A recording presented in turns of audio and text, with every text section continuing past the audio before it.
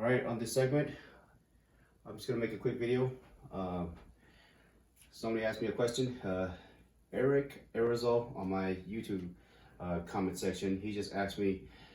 This is his first year starting out in racing, and he wants to know what he should do because he has 7 days left before the race day.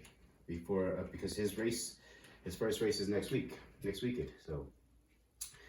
And my question is, how far have you trained your birds? Because the first race for young birds is normally around 100 to 130 miles, okay, for young birds, the very first race. Some clubs' first race is 100 miles, some clubs' first race is 150 miles. But if, for example, if your first race is 130 miles, for example, okay, and you've trained your birds up to 50 or 70 miles so far, okay, what you want to do, if you have 7 days, on tomorrow and Saturday, you probably want to train your birds at least to 100 miles or 120 miles, or at least 100 miles or 130 miles, you know. Okay, so 5 to 4 days before race day, 5 to 4 days before race day. Okay, I'm telling you this because if I was to race, this is what I would do. Okay, so 5 to 4 days before race day, I would, if the race was at 130 miles, I would have already worked my way towards there by now. And 5 days or 4 days before race day, I would probably use 5 days. 5 days before race day, I would go to the race point. If 130 miles was the first race point, I would go there. I would go there, and my young birds would probably take around 2.5 hours or 3 hours to get back, okay, for the first time. All right. So after that, I want my birds to relax in the loft for about 2 days. Okay. I'm not gonna let them out to loft fly. I'm just gonna keep them in the loft. I'm gonna feed them, and I'm gonna give them vitamins in the water, okay? Feed them and give them vitamins in the water, give them vitamins in the feed. And then on the third day, okay,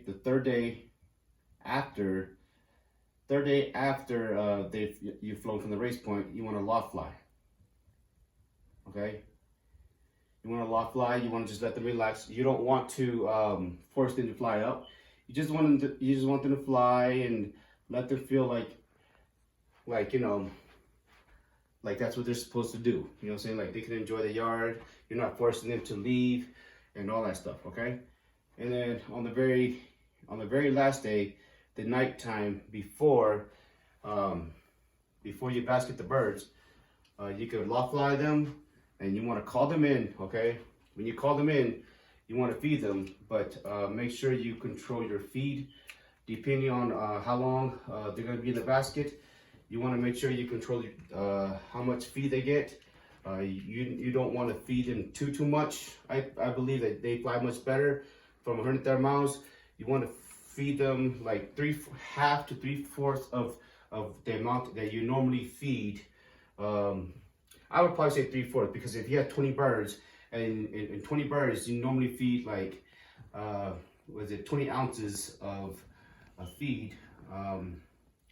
You know, you might want to go half that or 3/4 that, or almost 3/4 of, or a little bit above that. You know, so you want to just lessen the feed a little bit, so that they're not too full in the belly, and so that by the morning time when they release them, they normally release birds at 7 a.m. to 8 a.m. By that time, the bird's stomach would have almost already been empty, and the birds will be as light as possible and will be able to fly home as swiftly as possible, okay? The vitamins and nutrition, it's up to you. If I was to go out 130 miles, I don't want my birds to have any vitamins or nutrition on the very last day before I fly them. When I go out to these mile tosses, I always want to make sure that they don't have any vitamins in their system, because sometimes vitamins could cause them to be confused or to have a bad chemical reaction, depending. So only when I loft fly, I give them vitamins, but on race days or on far training tosses, I don't give them vitamins. I just give them fresh water to make sure their mind is clear and focused and concentrated. Because, you know, as it is, you know, vitamins sometimes could, for the birds, especially if you give too much, you know, and they have to fly 130 miles, the vitamins could affect them and they might have a drawback.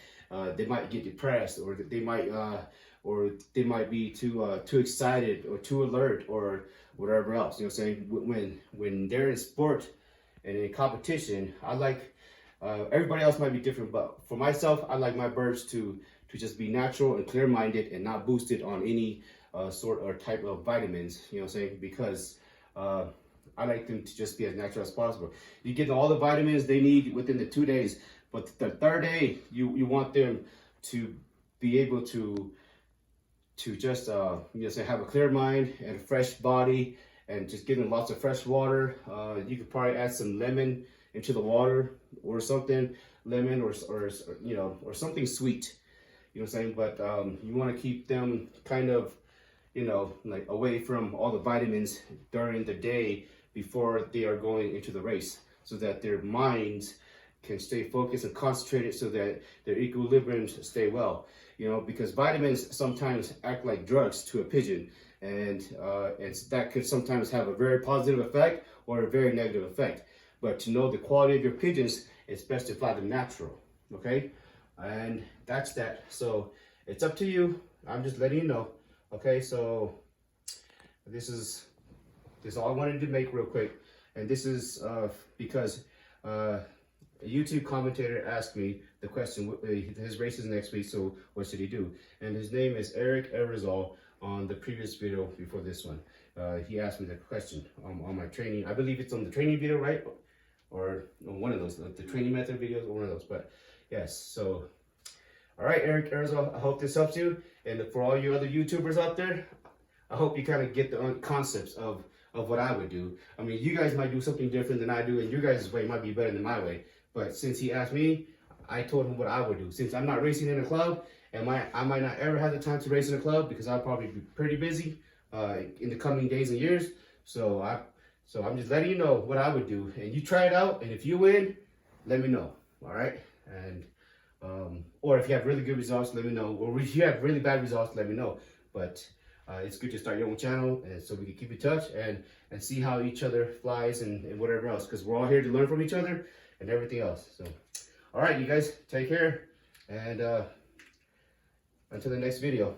I wasn't gonna make no more videos for a while, but since you asked, I want to just take a quick short minute just to explain a few things real quick. Okay? Take care. God bless.